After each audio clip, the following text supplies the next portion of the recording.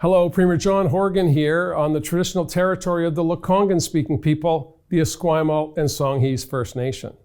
Indigenous Peoples Day is a time to honor the culture and traditions, the history and the achievements of Indigenous peoples here in BC and across Canada. After hundreds of years of ongoing colonialism, violence, and racism, after decades of talk, it's time to step up and show our collective commitment to reconciliation by taking action. Actions grounded in partnership with Indigenous peoples. Actions like unanimously passing the UN Declaration on the Rights of Indigenous Peoples Act in the BC legislature. It's clear that as a province and a country, we have much work to do. Racism and hate are still too common in this great country. It's part of our past, and we've seen most recently in Kamloops the impact our history can have on present day. As we saw recently in London, Ontario, where violence and hate reared its ugly head. Today and every day, I appreciate the strength and resilience of Indigenous peoples. I raise my hands to elders, knowledge keepers, leaders, First Nations governments, and community members who continue to show us how we can build a better and brighter future together. Let's acknowledge National Indigenous Peoples Day by collectively recommitting to each other to make Canada a better place.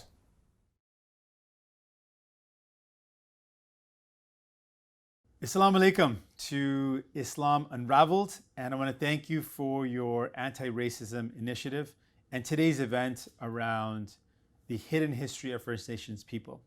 I think it's also very pertinent that today is this event is being held on the National Day to celebrate Indigenous culture, history, language, and I think that's incredibly important. The reality is that this is more than ever very pertinent given the recent horrible discovery of 215 kids in unmarked graves in Kamloops and the additional over 100 kids found in Manitoba. And sadly, we know that there will be more kids discovered because residential schools, and it's weird to call them schools because they were institutions designed to kill Indigenous kids, to strip them of their language, their identity, of who they are. I can only imagine the pain of families, of moms and dads who had their babies, their children stripped from them, these kids who lost all connection to their language and identity, and then lost their lives in institutions designed to kill the Indian in the child and really to kill the child. So that is an important part of our history. We have to know this because it should inspire us to right the wrongs. Many of these harms continue to this day. It's an unbroken legacy of genocide and trauma, which means Indigenous communities are still suffering from the weight and the burden of this ongoing injustice. So acknowledging the history is the first part of healing, knowing what happened, and then we should all commit collectively to fighting for justice. Right now, as we speak, the Canadian government under Justin Trudeau is fighting Indigenous people in court, particularly Indigenous children who were found to have been recklessly and willfully discriminated by the Canadian government, by the Canadian Human Rights Tribunal, one of the highest tribunals in the land. The fact that the Canadian government under Justin Trudeau is fighting these kids in court is sheer hypocrisy when we have that same Prime Minister say on one hand that he is sorry about the horrible injustice when he is continuing that same legacy by fighting these kids who were discriminated by the Indigenous child welfare system. We know that the Truth and Reconciliation calls for action have been ignored.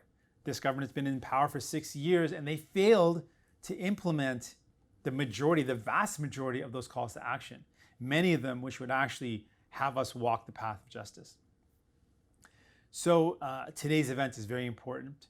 And I want you to know, as leader of the New Democratic Party, I will continue to use all the tools that I have, my platform, to fight for justice for the first people of this land, for Indigenous people, for First Nations, Inuit and Métis.